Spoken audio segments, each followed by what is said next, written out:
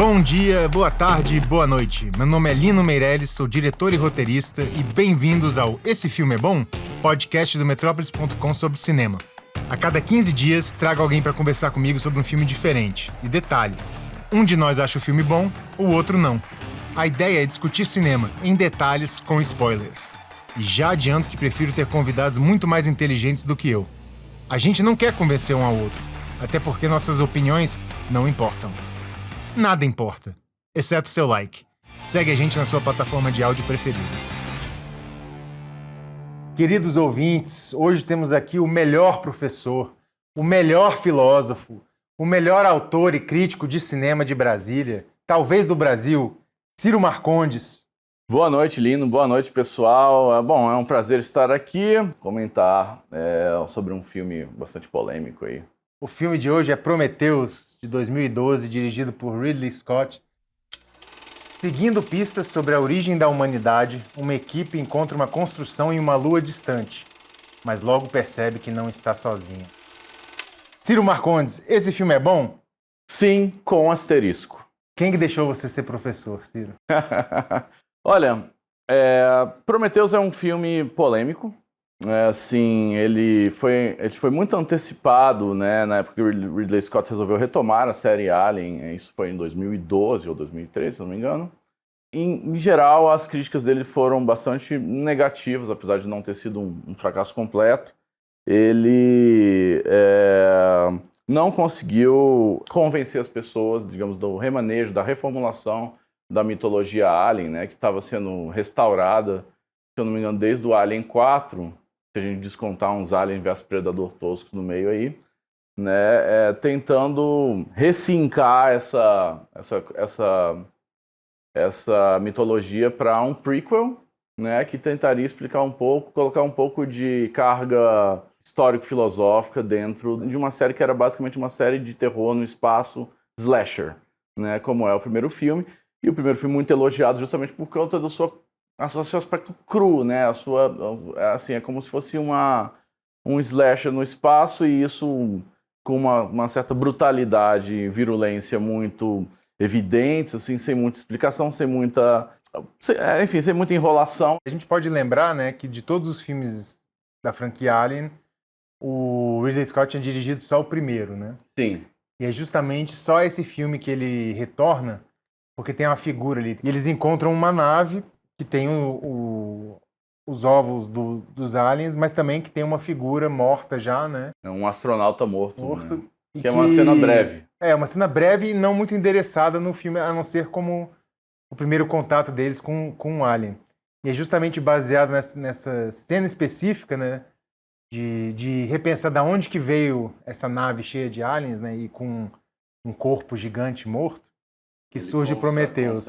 Esse é um dos pontos que eu queria chegar. Realmente pegar praticamente quase uma cena só, quase que um espaço apenas do filme, né, com uma iconografia que havia sido criada pelo H.G.R. Giger, né, tanto que esse astronauta foi criado pelo Giger, assim como o Alien, assim como toda a direção de arte assim, do filme como um todo, assim, né, pelo menos o design de produção do filme foi feito pelo Giger. Então, é tudo baseado, a série toda ela é baseada, na verdade, num horror que vem de uma coisa morfológica, né? O horror das formas, o horror dos corpos, de uma biomecânica horrenda, que era a concepção original do surrealismo do Giger, né? E aí o Prometheus, ele tenta recuperar um pouco disso. Acho que ele almeja ser um 2001, acho que ele simplifica as ideias filosóficas dele para se tornar ele mais ou menos compreensível para um público de Alien, né, e não para um público de filmes art house ou coisas assim e tal. E eu acho que ele é razoavelmente bem sucedido em vários pontos. We call them engineers. Engineers? Do you mind telling us what they engineered? They engineered us. O mito de Prometheus é o seguinte: Prometheus era um titã, isso na Grécia Antiga, né? O irmão dele, Epimetheus, ele foi designado para criar todas as criaturas do mundo, os animais, etc. Então ele tira de uma caixa, um baú, ele vai tirando as características de todos os animais, a ferocidade do leão, o voo das aves, etc. Ele vai tirando essas características e colocando nos animais. E quando chega os seres humanos, não sobrou mais nada na caixa, nada que prestasse. Então ele consulta o irmão dele, Prometeu, e fala, olha, Prometeu, o que a gente vai fazer aqui com esses humanos que ele tinha feito de barro e tal? Aí ele fala assim, o Prometeus, então, ele tem a ideia de roubar o fogo dos deuses para dar à humanidade, para que a humanidade não ficasse em desvantagem em relação aos outros animais. E isso ele faz, ele rouba o fogo dos deuses, dota aos humanos do poder da engenharia, da argúcia, da inteligência, né? O fogo é uma metáfora para isso. E ele e os seres humanos acabam se rebelando, né, e tal, contra os deuses, enfim, isso enfurece os deuses do Olimpo, Zeus, né? Ele é enfurecido e eles acabam castigando Prometeus, né? Ele castiga Prometeus, Prometeus é acorrentado no monte. A primeira sequência do filme não tem diálogo, né? Mas basicamente ela mostra um desses seres alienígenas chegando na Terra, tomando um líquido, né? Numa caixinha. Numa caixinha, tomando esse líquido e caindo dentro de uma cachoeira, dentro de um rio e tal, e as suas partículas se dissolvendo, formando DNA. O que, segundo o filme, geraria a humanidade. Exato, eu acho que aquilo ali é a geração talvez da humanidade. De alguma forma aquilo ali vai modificar o DNA de algumas estruturas vivas e tal. Não sei como é que exatamente, não tem muita explicação para isso. Apenas eu gosto de ressaltar que é uma cena muito bem dirigida.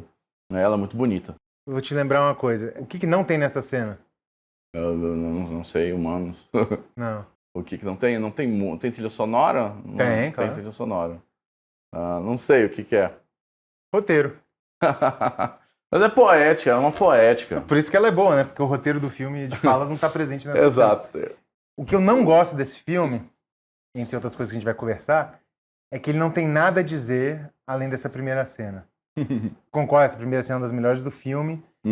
E as próximas 2 horas do filme não agregam absolutamente nada além do que essa cena já nos conta. Quase que um curta-metragem criacionista, né, do Ridley Scott, sobre a origem da vida na Terra.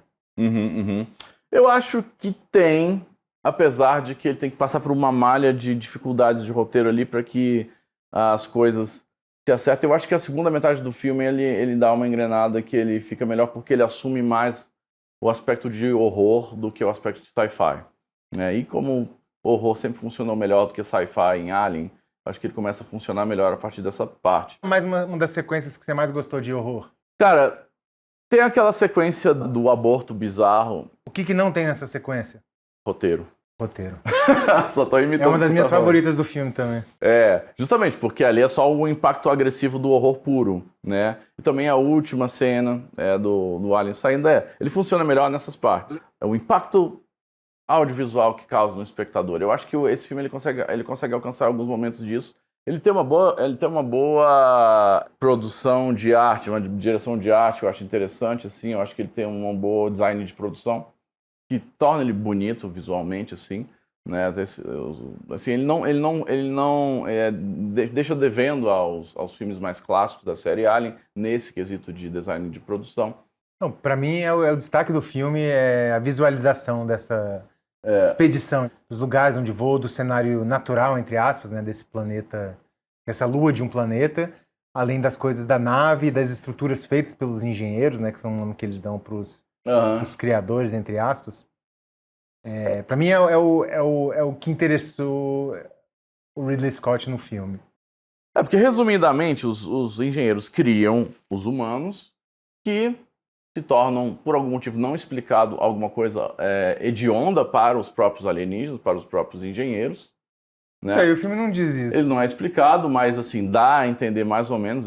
Por algum motivo, há uma querela entre os criadores e criaturas, e eles criam os aliens como uma espécie de robô orgânico para caçar a própria humanidade. Foi o que eu entendi. Pois isso não faz o mínimo sentido.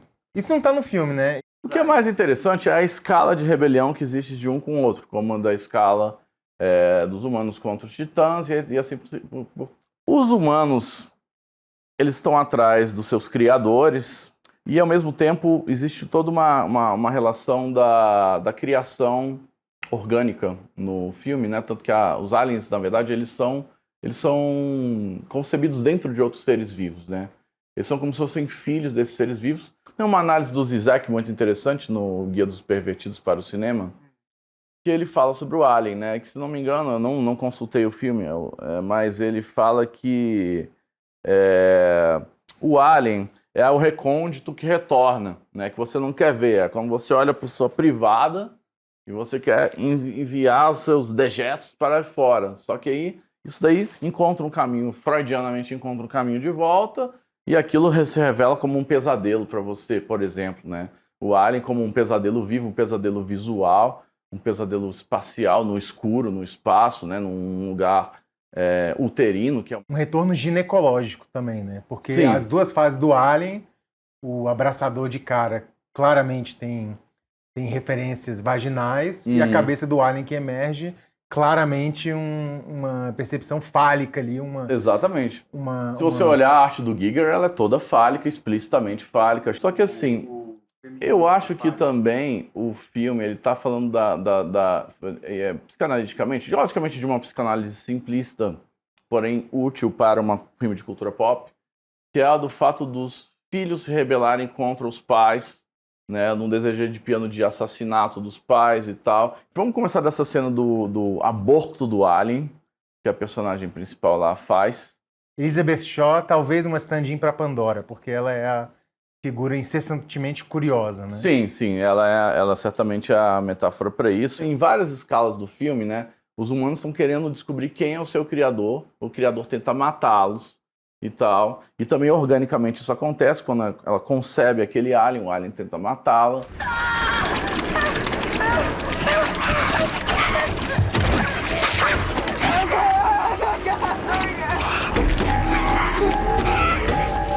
E também a própria ideia da personagem que tem a fé em Deus, né, e tal, tem um pouco piegas isso, mas ela tem ali também a sua escala, né, faz parte dessa escala de criação e criatura, de aspectos de uma tentativa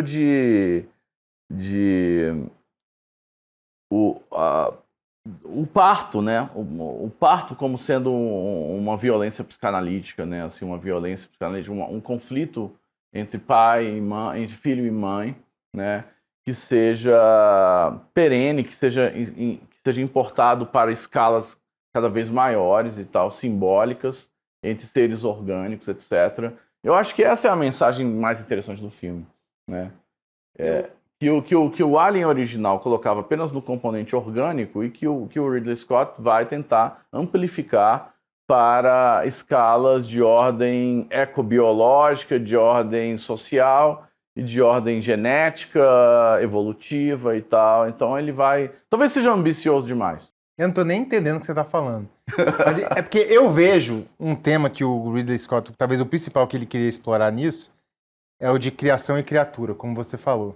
Uhum. Só que não só de criação, mas da onde viemos e para onde vamos. Uhum. E ele apresenta, a gente não falou até agora no meu personagem favorito do filme, de quase todo mundo, que é o David, né? Ele quer explorar o tríptico no filme, que é os engenheiros são da onde a gente veio, os humanos são quem somos agora, e o androide é um androide robótico e biológico, né? É o futuro. É o futuro. Tem uma cena-chave, talvez o diálogo mais interessante que eu achei, né? Onde depois que eles descobrem a estrutura dos engenheiros, tem um dos cientistas lá conversando com o David, né? E o David, ele tá curioso, ele tá assim, mas o que você quer perguntar para esses criadores? O que você quer saber deles? O que você quer saber? E nem ele sabe explicar muito bem, né? Nenhum dos humanos sabe explicar muito bem. Ele fala, quero saber para que vocês fizeram a gente. Sim. E o David responde, vocês me criaram. Por que vocês me criaram? O cientista responde, porque a gente pôde. Sim. E o David, ele fica, mas pra mim é muito satisfatório. Imagina quando você for perguntar pra ele, você encontrar uma resposta tão insatisfatória quanto essa. Que é de fato o que acontece. Why do you think your people made me? We made you because we could. Can you imagine how disappointing it would be for you to hear the same thing from your creator?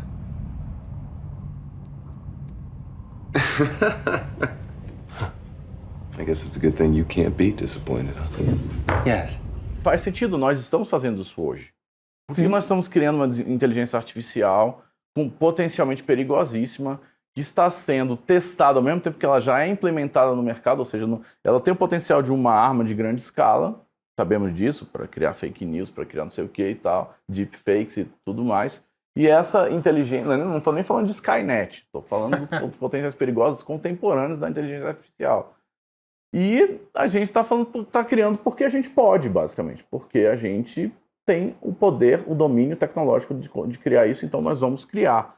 E isso é uma reflexão sobre o que é criar como um todo. Se a criação, tudo que é potencialmente criável deve ser criado, né? Eu acho que o Prometheus, com toda a sua embromação, ele consegue tocar essas questões, né? O David é rapidamente desmembrado lá pelo engenheiro original. Original não. O engenheiro que eles revivem. Lá. E os engenheiros não têm nada a dizer sobre os seres humanos. Ninguém descobre nada, né, nesse filme. Descobrem apenas a ideia original daquela primeira sequência. Uma representatividade alienígena desembarcou no nosso planeta e lá nos criou. Eu não quero parecer que eu quero respostas.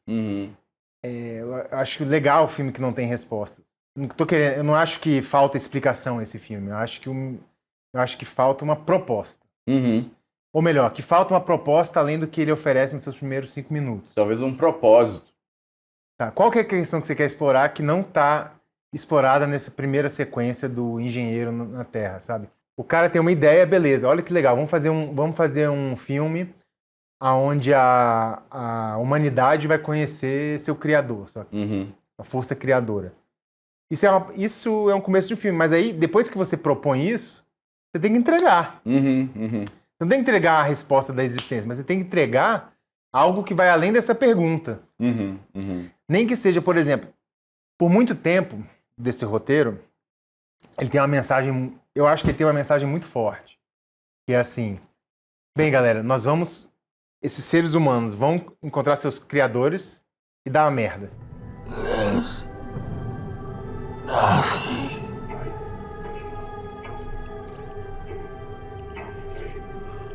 I know. Have a good journey, Mr. Wayland.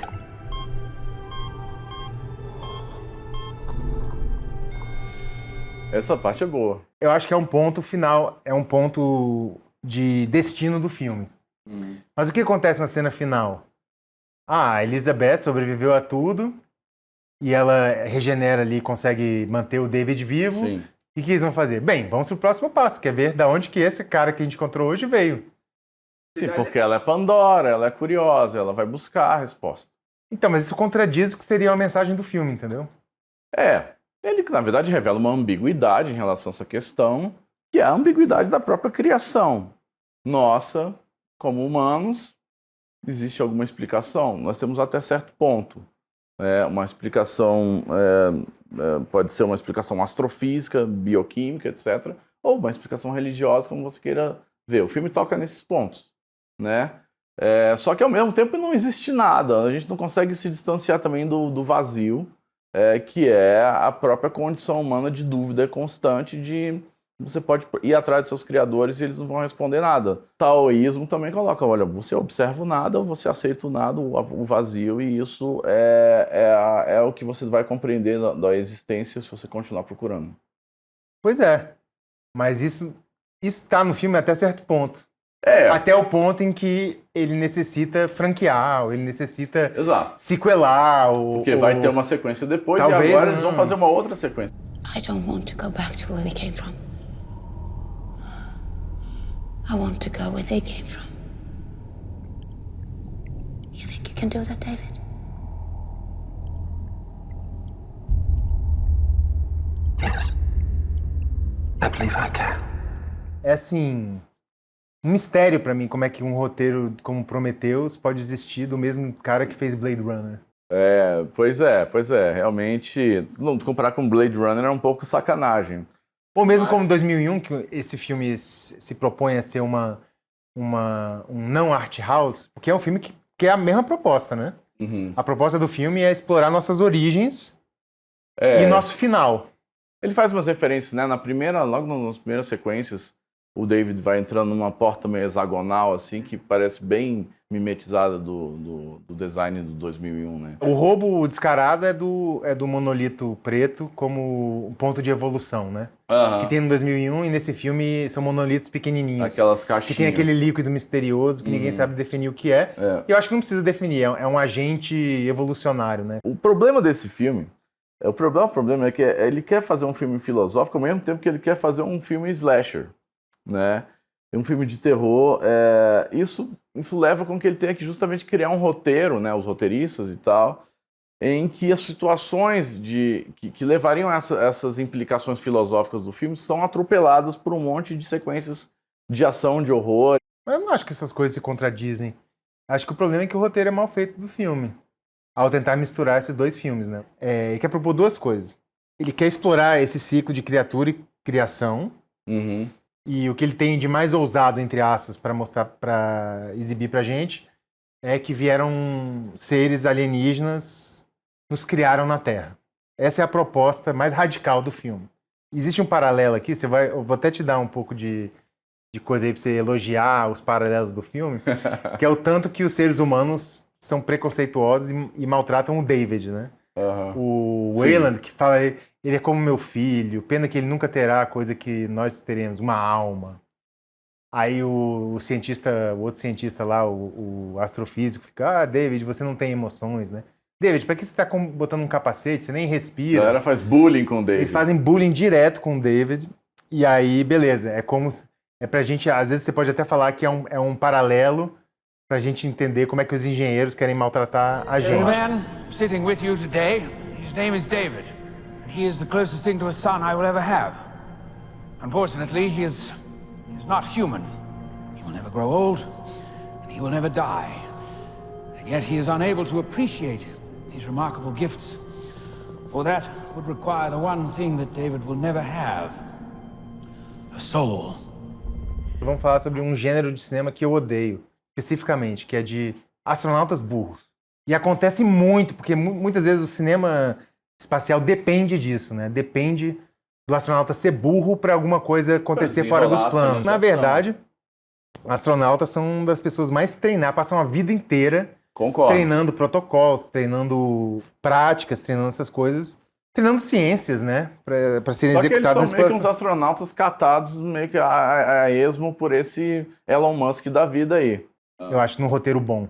Essas pessoas são ruins para estarem nessa mensagem por causa da personalidade delas, mas não da função. Esse filme você tem o cara que é responsável por fazer mapas se perder na caverna, ou seja, não é uma burrice extra o trabalho, a função dele. É uma burrice técnica. É uma burrice técnica do que o cara tá lá para fazer. O biólogo. E você tem um biólogo que vê um ser horripilante, uma cobra vaginal peniana ao mesmo tempo, cheia de dentes, e ele bota a cara na frente da cobrinha. Oi, você é tão bonitinha. Um dos atos mais burros da história do cinema. You're strong. Maybe you should help me now, okay? Get it off, man, okay? Come here, man. For God's sake. Oh my God. Oh my God. It's getting tighter. I ain't touching it. I don't want to touch it. Touch the thing, man. For God's sake, don't be. God, you're making it worse. It's tightening. It's breaking my arm. E ele é o biólogo. Você tem, assim, uma expedição cheia de gente. Você poderia trocar esse personagem. Eles chegam no planeta e, assim, ele só tem 6 horas de dia. A galera, vamos lá, vamos todo mundo lá agora. Totalmente, assim, sem preparo. Eles não fazem um mapeamento técnico, científico do planeta, porque eles não conhecem o planeta. Eles começam a descobrir o que tem na atmosfera do planeta quando eles estão chegando lá. O que hoje em dia a gente consegue detectar as atmosferas dos planetas com 1 bilhão de anos-luz da gente. Os gênios tiram um capacete num planeta que eles acreditam ser biologicamente populado, né, por algum ser. Sim. Como se não pudesse existir micro-organismos independente da respirabilidade do ar para matar todo mundo ali em 7 dias. A nave dos engenheiros vai decolar e destruir a Terra. Aí, o que eles vão fazer para combater essa nave? Né? Eles querem que a nave do alienígena decole, para ter aquele visual daquela máquina. Aí parece o cara manda uma missão suicida. Não, aí a nave Prometheus, né, dos humanos, poderia, se ela tivesse armas, explodir a outra nave, né? Poderia atirar contra ela e tal. Só que aí, beleza, o roteirista não quer que ninguém sobreviva. O que o roteiro inclui? Essa nossa nave, indo explorar um mundo desconhecido, com seres desconhecidos, quem sabe o poder dele, a gente não vai botar a arma nela. Realmente e tal, eu concordo com esses problemas do roteiro são graves. Eles são graves. Mas assim, o que me tocou no filme foi o fascínio por essa escala evolutiva de criador contra criatura em vários níveis, incluindo o robô contra o humano contra o criador. Não, mas o robô não vai contra o alien humano, contra o corpo. Ele consegue me capturar por essas relações, esse imaginário, a beleza do aspecto visual do filme é interessante. Ele me provoca uma autorreflexão sobre o que é. Ele tem uma proposição filosófica válida do que é, da onde a gente vem, para onde a gente vai, o que é o ato de criar, se a criação é inevitável, o que a gente pode mobilizar contra os nossos criadores, sejam se nossos pais, as nossas instituições, as forças superiores que estão trabalhando, nossos deuses. Enfim, eu acho que ele provoca um pouco isso. Por isso eu decidi defender um pouco o Prometheus, o pobre do Prometheus, que é um saco de pancadas entre cinéfilos. Se ele começasse a lá explicar, ele ia se tornar um filme explicativo. Não tô falando de explicar, tô falando de falar, provocar. Nós criamos vocês, não sei o que e tal. Na verdade, isso aí o filme já solucionou nos primeiros 5 minutos. Que o David fala pro cara, olha, não tem nada. Aí o próprio engenheiro responde, não tem nada, assim, é só a violência também. A resposta é a violência, a resposta é a autodestruição, é a destruição um dos outros, é a criação matando criador matando criatura matando criador. Essa é a resposta, quase como um certo darwinismo psicanalítico ali, estranho e tal, que ele desenvolve no filme. E o filme bola essa cena, né, de encontro com o engenheiro. Com o engenheiro. Pô, eu tava assim, na ponta da minha cadeira, assim. O que vai acontecer alguma coisa interessante? Vai acontecer alguma coisa? E nesse momento em que o roteirista ele é chamado a providenciar algo interessante, algo diferente. Ele não dá nada. Algo provocador até. Provocador. O engenheiro olha para aqueles humanos e do nada simplesmente mata um. Uhum. Que é a cena reproduzida em todo filme de monstro, sabe? Beleza, é válido fazer isso? É válido, mas é o clichê, é o... Não achei tão clichê não, porque ele não é um monstro irracional, ele é um ser racional. Você está esperando ali alguma resposta racional daquele ser superior. Só que aí o ser racional, que tem um DNA igual ao nosso, ele é na verdade uma máquina de destruição como é os seres humanos. Ele é um monstro violento. Ele é violento não porque ele seja um animal, mas porque ele é humano. Eu acho que isso que está dizendo ali, né? E quando eu vi essa cena, eu lembro que eu me senti recompensado, porque eu não queria nenhuma resposta explicativa. Se você falar, nós criamos, assim, eles conversarem com o cara, não. Na verdade, tem uma questão pulsional ali, de violência mesmo, que está sendo tratada. Eu não sei se o Ridley Scott e os roteiristas pensaram muito nisso. Na verdade, acho que na falta do que fazer, fizeram isso. Eu tô esperando uma coisa fora da caixinha. Uma coisa... Um acontecimento inesquecível ali. Porra, 2001 não tem explicação nenhuma. Mas é tão visualmente audaz, é tão inexplicavelmente imaginativo e filosófico. Ele não te explica nada. Fiquei satisfeito com 2001 por, assim, me mostrar algo cósmico, por me mostrar algo fantástico. Ele realmente alcança uma inteligibilidade transcendente. A king has his reign, and then he dies. It's inevitable. That is a natural order of things. A gente nem falou na Charlize Theron, né? Ela tá péssima, né? Você falou algumas vezes da cultura pop representar ideias filosóficas. Olha, eu quero dizer que às vezes você não precisa ser, sei lá, o Heidegger, ou Kant, ou Nietzsche para você falar sobre filosofia. Ou para você instigar questões que sejam provocadoras do ponto de vista filosófico, ou sociológico, ou antropológico, ou psicológico nas pessoas. Não que a cultura pop faça isso com muita regularidade. Geralmente a cultura pop geralmente é muito lixo, descartável mesmo. Mas, eventualmente, ela se aventura, se arvora a colocar questões desse tipo em formatos pop. Às vezes elas são absorvíveis por qualquer pessoa, né? Ó, Tom Bastos, leva a gente daqui. E o sertão vai virar mar, e o mar vai virar sertão. Ciro Marcondes, obrigado pela sua visita, por essa jornada épica de defesa de Prometheus. Fala pro nosso ouvinte aonde encontrar seu trabalho. Eu falei que eu ia performar um dos maiores exercícios retóricos da história para defender Prometheus. Acho que consegui chegar até certo ponto. Eu sou professor da Universidade Católica de Brasília, no curso de comunicação, tenho curso de cinema lá, inclusive. E eu sou crítico de cinema e de quadrinhos, sou editor do site raiolaser.net, um dos mais tradicionais sites de crítica de história em quadrinhos e cultura pop do Brasil. E sou também editor do Lasercast, que é o podcast do Raio Laser, onde a gente também discute questões relacionadas a histórias em quadrinhos. Sai quinzenalmente às segundas-feiras. E também sou autor de 2 livros. Um deles, o Zip Quadrinhos de Cultura Pop, publicado pela própria editora do Metrópolis. Adquiram na Amazon e em diversos outros pontos de venda.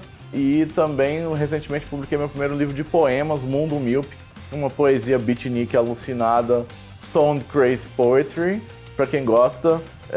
Também você pode comprar comigo, ele está começando a ser distribuído, então ele tem na Livrarias Circulares, na Otto Livraria e na Marcondes & Co, disco de vinil. Esse Filme é Bom é uma produção do Metrópolis. Eu sou Lino Meirelles, com João Andrade na montagem e finalização. Você me encontra no site metropolis.com/Lino Meirelles. No Instagram eu sou o Lino Meirelles e no Letterboxd, Lino Meirelles. Valeu!